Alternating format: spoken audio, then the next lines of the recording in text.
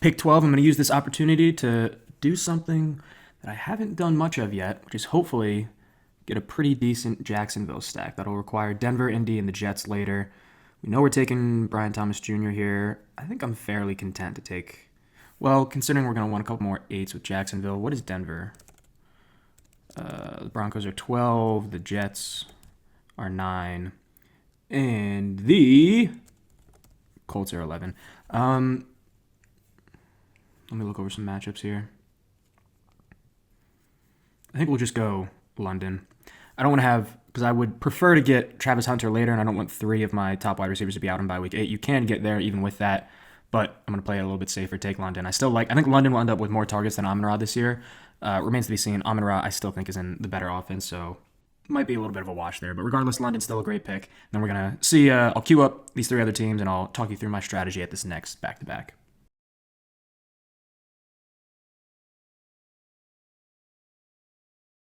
Tough that we don't get any of what we really wanted at this pick, but we can still adjust and come out ahead. We'll just start by taking Mike Evans. It's a safe bet. Tampa Bay does play Atlanta the one game. You could consider Tet here maybe to really stack into Tampa Bay. I don't think that's the right choice. I think we do just have to eat taking Breece Hall here. Yeah, given the other stacking that I believe we want to do, I think this is a fine decision. I don't love Breece Hall, but considering I want to go pretty heavily into Jacksonville, I think I just have to eat it. In terms of the other teams that you may have seen me queuing up right before that, we also want to target, I haven't queued up the Titans yet, but San Francisco, Chiefs, and Titans. Those give us some other overlap that we can heavily target simply because the Titans play both the Niners and the Chiefs. The Niners have overlap with the Colts, so if we get Titans and Colts, we then have 2 games for the Niners. And the Chiefs have overlap with the Denver Broncos, who we're targeting because of the Jaguars. So then the Chiefs, if we get the Titans and the Chiefs, would have 2 games, Denver and Tennessee. We'd have a pretty hefty 2-game combination through multiple players that I like really well.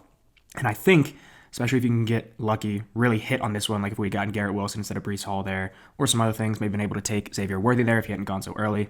Stuff like that, I think you can get a really solid lineup that, just by the chance of schedule, happens to line up really well, targeting Jacksonville in their 3 games, those being the Jets, Broncos, Colts, and then some supplementary games with the Titans, Niners, and Chiefs. I think that could be a really good team. You both have a lot of upside. Justin Fields with his rushing, Denver Broncos being an ascending offense. A lot of the Colts players have a lot of target volume opportunity. And then Chiefs and the Chiefs and the Niners have a lot. I mean, they're super high-powered offenses. And then the Titans as well could be, just an up-and-coming team to get some ADP value off of. So I really like this combination. We'll see how well we can steer this ship. Being at the back-to-back does make things a little bit more difficult, but you're going to want to be doing this either way in the back half of your draft.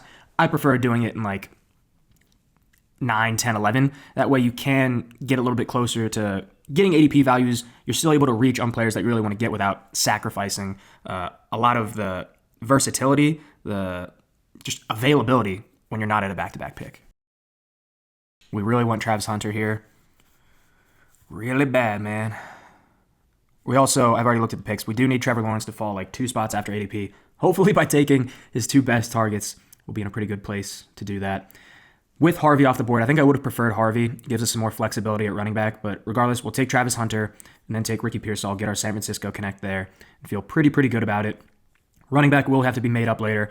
We'll probably be sure to take Dobbins now since we missed on Denver. I would prefer to take Harvey. Still has a lot of upside, and then be able to take ETN just because he does scope out to be the pass-catching back. So even though I don't love ETN's ADP, if I'm going to go on a Trevor Lawrence-heavy kind of route, ETN's the Jacksonville running back I'm going to prefer simply because he's the one likely to get some receiving touchdowns out of T-Law's hand.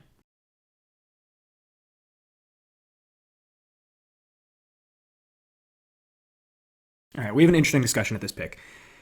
I think one of the most important things is to remind yourself that you shouldn't let the stacking be at the detriment of your total team comp. This team desperately needs a running back. I am still going to take Travis Kelce here. We're going to pass on Mahomes.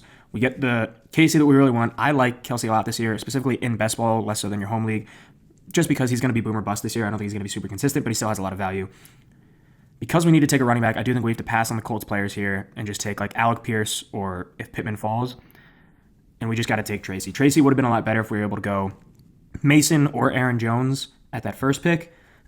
Regardless, I do think Tracy has the opportunity to maintain a strong hold on this backfield, especially if Scadaboo re-aggravates his hamstring injury, which if Scadaboo makes it past the first 6 weeks, reports now suggest based on previous data that if Scadaboo does not re-aggravate it in the first 6 weeks, he's less likely to do it afterwards, pretty significantly.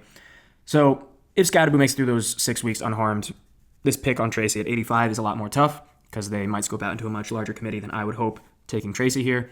Regardless, at our next back-to-back, we're really going to need either Dobbins or Etienne to fall, and then probably take Justin Fields naked. I think that's probably the better play. His rushing ability gives us a little bit of a floor that we're going to need with this high ceiling play into T-Law. Damn. I was really hoping with all we lost in the lead up to this, losing running backs, losing quarterback options, we might be able to land Baker at this next pick, maybe even get a Baker Godwin double past ADP values. I don't want to take Godwin without having Baker for that double. So we are in a bit of an ugly spot here. I think by nature of need, we're just going to take B-Rob and pray that he ends up in a good landing spot. We're pretty running back needy right now, so I think we just kind of are forced to do that. And then, losing Purdy makes taking Ayuk a little bit more difficult.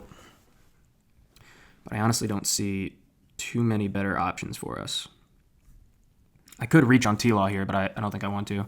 We'll just take Ayuk, get a San Francisco double, and then get a little bit of, hopefully, Tajay Spears. Maybe Cam Ward can be our backup with his post-hype options, basically meaning just no Calvin Ridley. Get some deeper stuff that maybe gives us a little bit of value with Ward. We're certainly starting to scrape the barrel at quarterback. We can maybe try and land Penix into Pitts. You've seen me done that plenty of times before. I'll mull it over until our next back-to-back.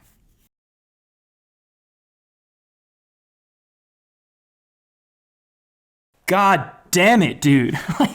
What the fuck, man? How do you have a badge and do shit like that? This team's just fucking cooked now. Fuck, that sucks. That really just fucking sucks. All right, we're going to have to do a backdoor Penix play, and I'm just going to have to reach for him, and then we'll take Cam Ward later. This sucks. I'm not going to pretend this doesn't suck.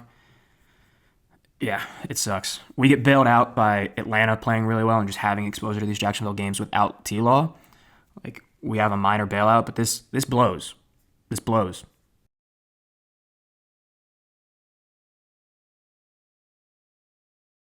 Cam Ward off the board. I feel like I'm in the Divine Comedy right now. This is the 7 layers of personal hell for me. Tajay Spears doesn't make it back to us either. We can go Garendo. He's a fine handcuff. Our running back room is pretty fucking tiff, man. Bryce Young could be an outlet, considering we have Tampa Bay and could take some late. Yeah, I don't know. I want to think this over. Would I prefer? Either way, we would have two. We have no. Yeah, Young's better because we already have Tampa Bay for him than Darnold. So we'll just take Bryce Young. There is a little bit of opportunity for him too. Not going to take Strange without having T-Law and already having 2 tight ends. And then we just got to probably get up to 6 running backs. We'll sit at 2 tight ends. I may go, depending on value and availability, probably 3 quarterback, 6 running back, and then 1 more wide receiver.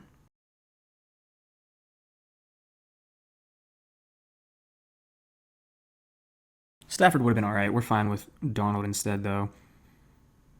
Yeah, I think we take Leggett. With the news that Thielen will likely be traded, I'm happy to take Leggett here. He'll be our final wide receiver. And I think we just take Darnold for depth. Actually, no, screw that. We can push it further down and maybe just take DJ or AR for some, better game stacking and a little bit more upside. Specifically AR higher upside than Darnold. Even though AR isn't starting, my one friend Dylan Alejandro made a great point that even if you are big into AR this year, you maybe don't want him starting. You want Daniel Jones to stink it up a bit, and then they just roll with AR the rest of the season after.